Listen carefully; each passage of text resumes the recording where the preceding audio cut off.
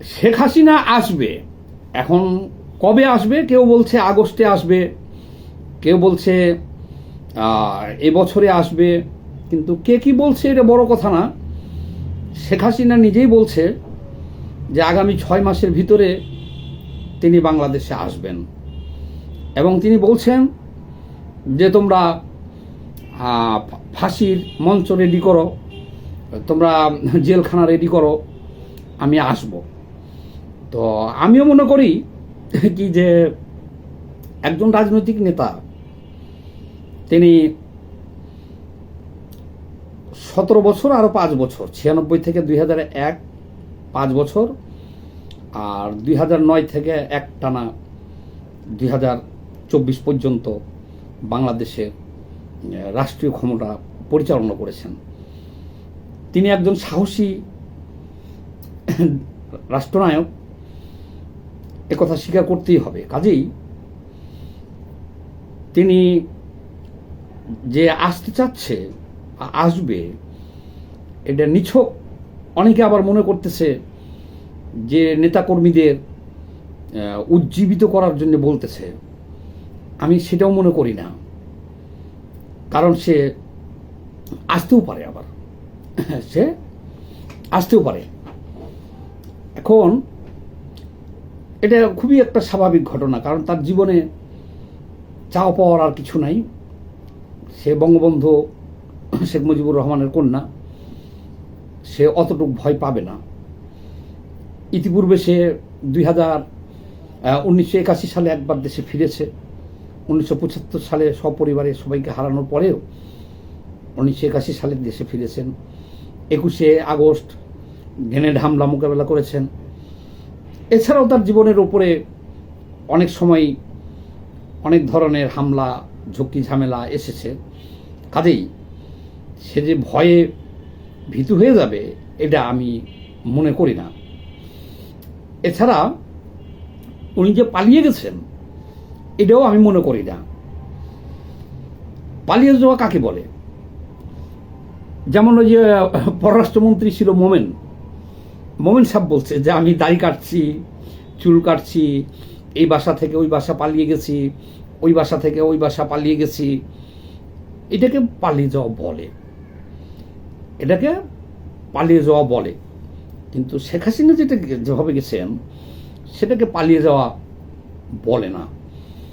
যেমন শেখ হাসিনাকে প্রথমে সেনাবাহিনী প্রধান বলেছেন যে আপনি চলে যেতে হবে, আপনি চলে যান, কারণ আমরা আপনাকে আর নিরাপত্তা দিতে পারবো না। শেখ হাসিনা বলেছেন যে দরকার হলে আমার মৃত্যু হবে, কিন্তু আমি এখান থেকে যাব না। তারপরে সেনাবাহিনী শেখ রেহানাকে ম্যানেজ করেছেন।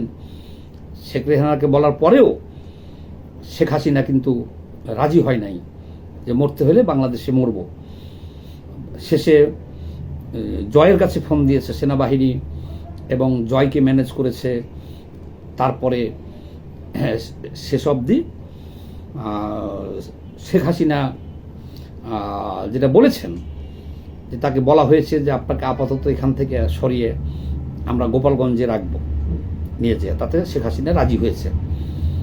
তো একটা হেলিকপ্টারে করে শেখ হাসিনাকে গণভবন থেকে আরেকটা জায়গায় নেওয়া হয়েছে। সেখানে সামরিক বিমানে করে একেবারে রাজকীয় হালে তাকে ভারতে পৌঁছানো হয়েছে, এবং ভারতের সামরিক বাহিনীর বিমান যাতে অন্য কোনো কেউ হামলা করতে না পারে, তাকে একটা দেশের রাষ্ট্রপ্রধান হিসেবেই ভারতীয় সামরিক বাহিনী তাকে নিরাপত্তা দিয়া তাকে দিল্লিতে নিয়ে যা রেখেছেন। এবং দিল্লিতে এমন একটা জায়গাতেই তাকে রেখেছেন যেখানে উনি ভারতের প্রধানমন্ত্রী নরেন্দ্র মোদীর মতোই উনি নিরাপত্তা পাচ্ছেন। বেশ রাজকীয় হালেই তিনি সেখানে আছেন। সেখান থেকে বাংলাদেশ সহ সারা বিশ্বের যেখানে আওয়ামী লীগের নেতাকর্মীরা আছে বা দেশের মানুষ আছে, উনি অনলাইনে নিয়মিত কথা বলছেন। এখন দেখা যায় শেখ হাসিনার কণ্ঠ অনেক ভালো হয়ে গেছে, স্বাস্থ্য ভালো হয়ে গেছে, এবং রীতিমতো সে ভারতে যে সমস্ত আওয়ামী লীগের এমপি মন্ত্রী পলায় আছে বা ইউরোপ আমেরিকায় যারা আছে তারা আসতেছে যাতেছে, তার সাথে শেখ হাসিনা কথা বলতেছে এবং বেশ উজ্জীবিত।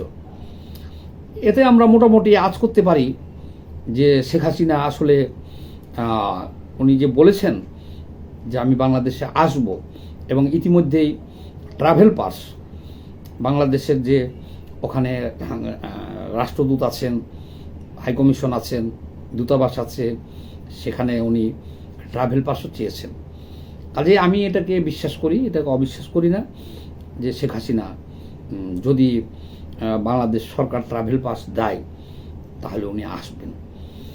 আবার ট্রাভেল পাস দিবে কি না এটাও বাংলাদেশ সরকার, এটাও একটা বিষয়।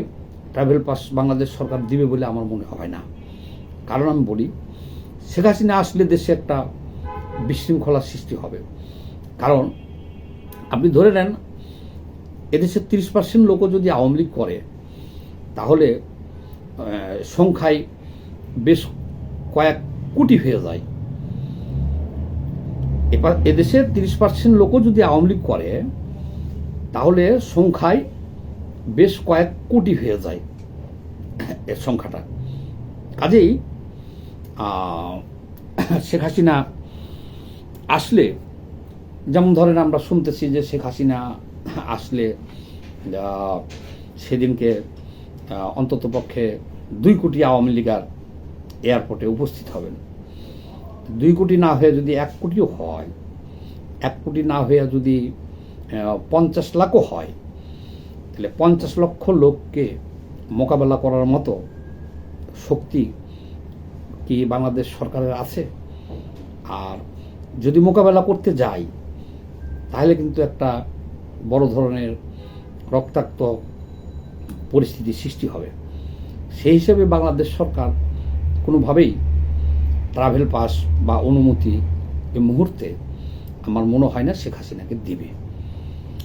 আর একটা বিষয় হলো কি, যে আওয়ামী লীগকে নিষিদ্ধ করে, এটা তো ডক্টর ইউনূস সরকার করছে, বিএনপি সরকার করে নাই। তো আওয়ামী লীগকে নিষিদ্ধ করে সরকার একটা বড় ভুল করেছে। ভুল করার কারণ হলো কি, যে ওই যে বললাম যে এদেশের 25-30% লোক আওয়ামী লীগ করে, এরা যাবে কোথায়? আপনি যদি পদ্মা নদীতে বাঁধ দিয়ে রাখেন, পানি ফুলে ফাইপে উঠতে উঠতে এক সময় যদি ওই বাঁধটা ভেঙে অটোমেটিকলি পানি চলে আসে, আপনার বাঁধ ভেঙে দেয়, তখন সেই পানির তোড়ে জোয়ারে অনেক ক্ষয়ক্ষতি হবে, এটাই স্বাভাবিক। ঠিক তেমনই আওয়ামী লীগের উপরে যে নিষেধাজ্ঞা আছে, সেই নিষেধাজ্ঞা যদি আওয়ামী লীগ এটা একটা শক্তি প্রয়োগ করে বা বিপ্লব করে তারা সেটা সেই নিষেধাজ্ঞা অমান্য করে শেখ হাসিনা আসে বা আওয়ামী লীগ বেরিয়ে যায় রাস্তায়, তখন ক্ষয়ক্ষতির পরিমাণটা কিন্তু দেশে অনেক বেশি হবে। কারণ বর্তমান সরকার, বিএনপি সরকার যেমন 17 বছর আওয়ামী লীগের দ্বারা অনেক নির্যাতিত, পুলিশি হয়রানি, নিষ্পেষিত, গুম খুন, বিভিন্ন ধরনের হয়রানির শিকার হয়েছিল, ঠিক তদ্রূপ কিন্তু ইউনূস সরকারের 18 মাসে আওয়ামী লীগের অনেকের ঘরবাড়ি ভাঙা হয়েছে, লুটপাটের শিকার হয়েছে, অনেকে জেলখানায় মারা গেছে। এখনও আওয়ামী লীগের হাজার হাজার নেতাকর্মী জেলে আছে 2 বছর ধরে, এবং অনেক ধর্ষণের শিকার হয়েছে, অনেক হত্যাকাণ্ডের শিকার হয়েছে, অনেকের সম্পদ লুট করা হয়েছে, বাড়িঘর ভাঙা হয়েছে, অনেকের কাছ থেকে চাঁদা নেওয়া হয়েছে, অনেকে দেশ থেকে পালিয়ে আছে, অমানবিক তারাও নির্যাতনের শিকার হয়েছে। বিধায় তাদের পিঠটাও যদি দেওয়ালে ঠেকে যায়, তারাও কিন্তু সামনে বাড়ার চেষ্টা করবে। তো সেই হিসেবে যারা জুলাই যোদ্ধা আছে তারা বলতেছে যে আওয়ামী লীগ কীভাবে আসে আমরা দেখে নিব, আওয়ামী লীগ আসলেই ওই আমরা এয়ারপোর্টেই তাকে একবার পারি নাই, কিন্তু এবারকার দেখাই দিব, তাকে খতম করে দেব। আবার হয়তো বিএনপি বলতেছে তাকে জেলখানায় নেওয়া হবে, তার তো ফাঁসি হয়েই রয়েছে, আমরা ফাঁসি তে ঝুলাই দিব। তো ফাঁসিতে না ঝুলাইলেও, তবে আমি মনে করি যে বাংলাদেশে শেখ হাসিনাকে ফাঁসিতে ঝুলাই দেওয়ার মতো অত বড় দুঃসাহস এই বর্তমান যে সরকার আছে এই সরকার দেখাবে না। আরেকটা বিষয় হলো কি, যে দেখেন, যদি নিষিদ্ধ করে, দল নিষিদ্ধ করিয়া সমস্যার সমাধান হইতো, তাহলে তো বাংলাদেশ স্বাধীনই হইতো না। 1971 সালে পাকিস্তান কি পারতো না বাংলাদেশে আওয়ামী লীগকে নিষিদ্ধ করে দিয়া সমস্যার সমাধান করতে?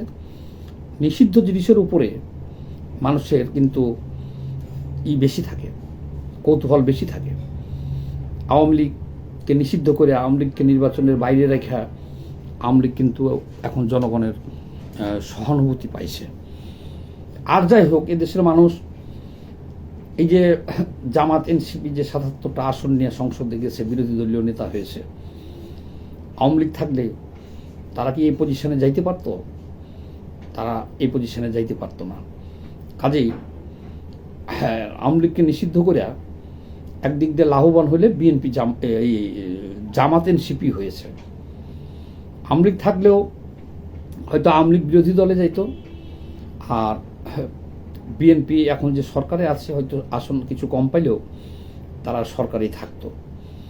তো কথা সেইটা না, কথা হলো কি, যে এখন সারা দেশে একটা হইচই এবং সারা বিশ্বের সবখান থেকেই আমরা এই জিনিসটা শুনতে পাইতেছি যে শেখ হাসিনা ফিরবে।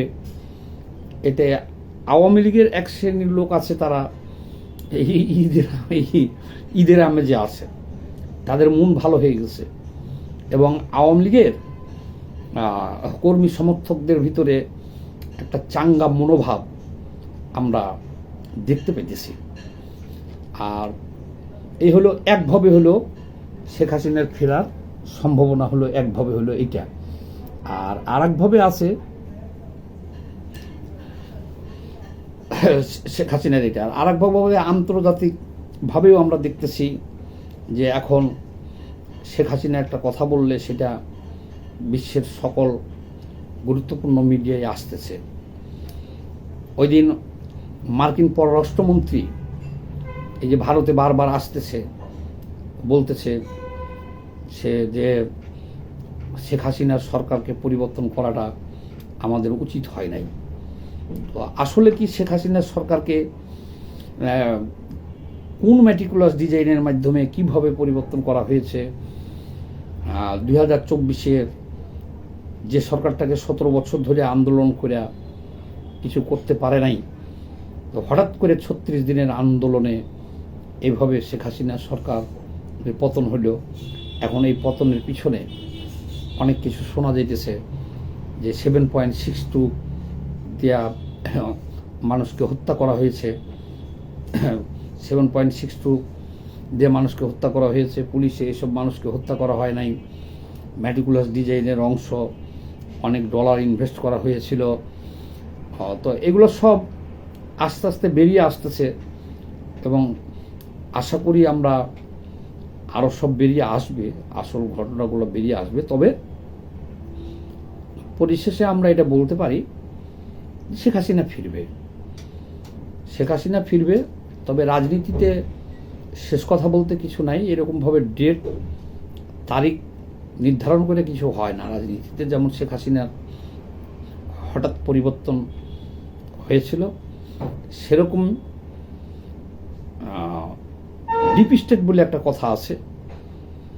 এখন ডিপ স্টেট যদি চায়, ইতিমধ্যেই ডিপ স্টেট বলা বলি শুরু করেছে যে শেখ হাসিনাকে পরিবর্তন করে আমরা ভুল করেছি, তাহলে ডিপ স্টেট যদি চায় তাহলে তো শেখ হাসিনা দেশে ফিরবে, বীরের বেশি দেশে ফিরবে, তাকে কেউ আটকাতে পারবে না।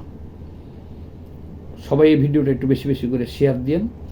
আমরা অপেক্ষায় আছি যে শেখ হাসিনা কখন আসে।